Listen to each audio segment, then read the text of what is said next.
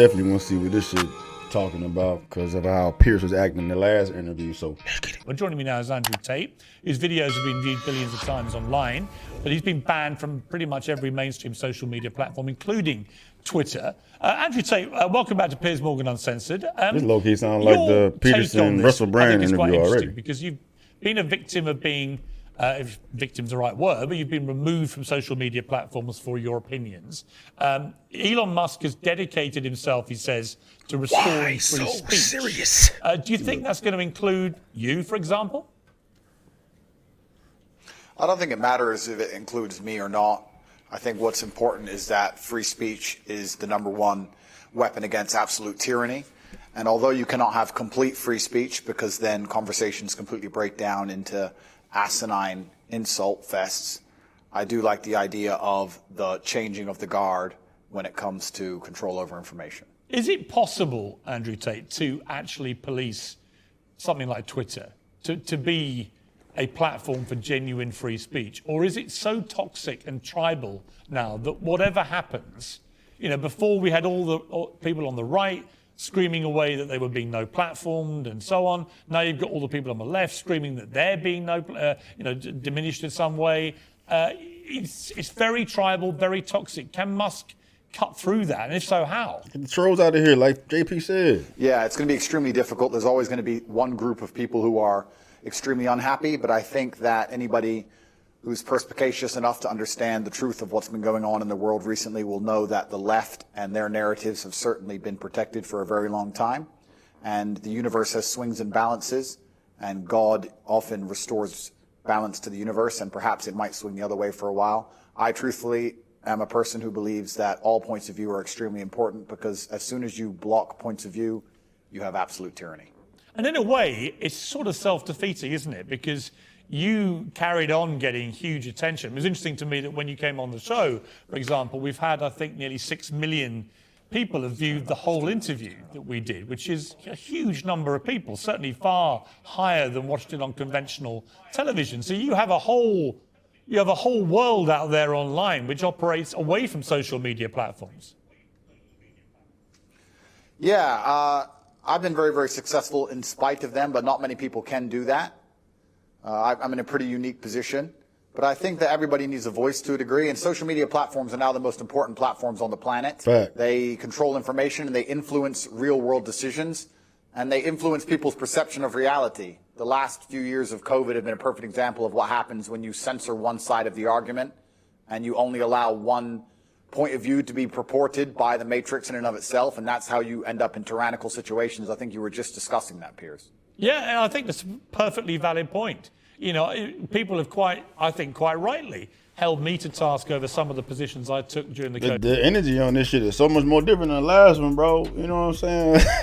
It's like but y'all said it in the comments. I just can't remember what the fuck y'all said as far as Piers and who he is. I think he's just a puppet, right? Or he plays devil advocate. He's not really like positioned anywhere. He just goes wherever the fucking wind is gonna take him and shit. And I like the energy Tate has though. You know what I'm saying? Like straight to the point. Fuck all this bullshit. He ain't trying to be all damn nice, but he ain't really being attacked either though. But he's not being attacked at all. So the energy on this shit is entirely different. They're just over here having a cool discussion. So COVID pandemic, notably when the scientists said as a definitive fact that you couldn't transmit the virus if you had the vaccine, it turned out that wasn't true. And I based my observations on that supposed fact and said, right, well, in that case, if you refuse to be vaccinated, you shouldn't get the same rights as people who've been vaccinated. If it's true that if you're unjabbed, you can pass it on. It turned out, actually, there's not much difference whether you've been vaccinated or not. And at that point, I changed my mind. But I felt that there were a lot of people who were being deplatformed from Twitter at the time for questioning the validity of scientific statements, and there would then be a complete U-turn. So I do think it was a very interesting period, actually, for testing what free speech means. It was actually worse than that. You're right, Piers, but it was actually worse than interesting, because what happens is when you censor an entire side of the argument and only allowed one side of the argument to have a voice, you are changing reality in real time. You are shaping the world.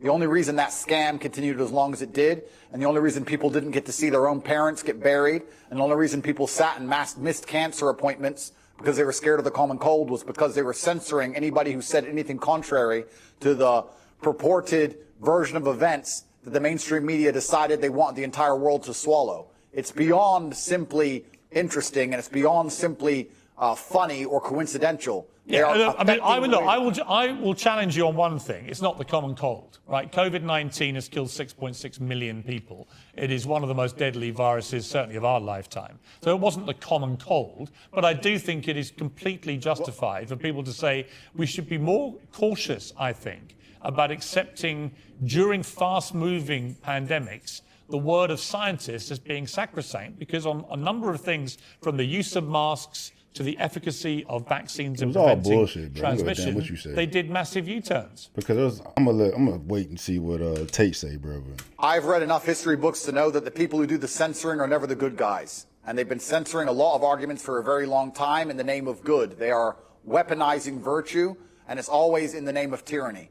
Anybody who is out here trying to silence an entire side of an argument on any subject, whether it's COVID-19, immigration, anything else, they are the evil people who are out for absolute mind control of the populace, and they should be feared. I certainly agree. I certainly agree that I think the healthiest thing for any democracy is for all views to be aired and debated. We seem to have lost the ability to debate. You know, when I interviewed you, yeah, we had a few fractious moments, but actually, I thought it was a pretty spirited debate between people who perhaps had, you know, preconceived views of each other.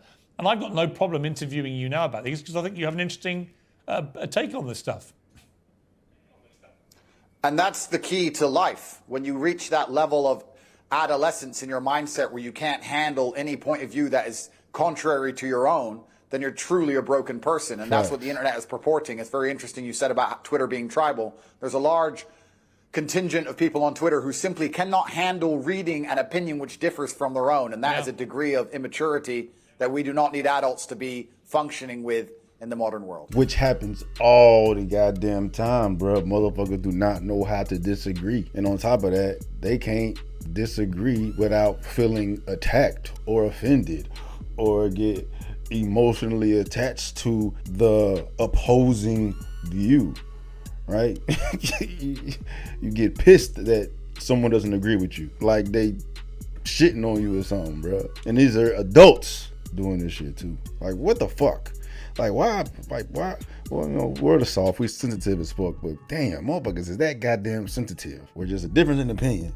We goddamn World War III on Twitter. You know what I'm saying? You attacking my character and shit because we don't think about something the same. No, I agree. If you were Elon Musk, this idea of charging $8 now a month, whatever it is, to access the blue tick premium Twitter account, would you do that? Would you pay the extra? I think that social media companies for a very long time have lived in an absolute fantasy where they've printed money from thin air by charging people for pixels, and they grew into these large conglomerates with too many staff sitting around doing nothing, having coffee breaks.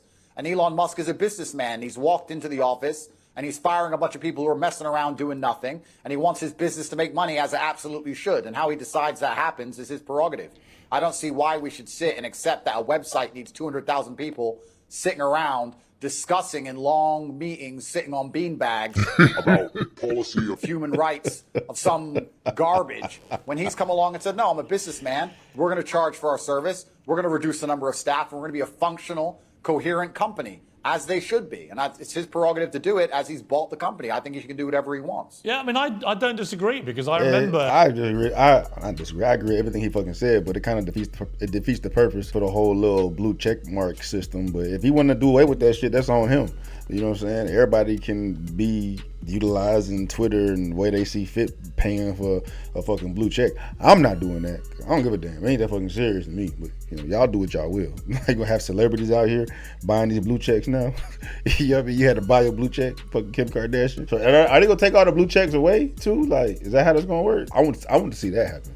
Take everybody blue checks away and make them pay for that shit, dog.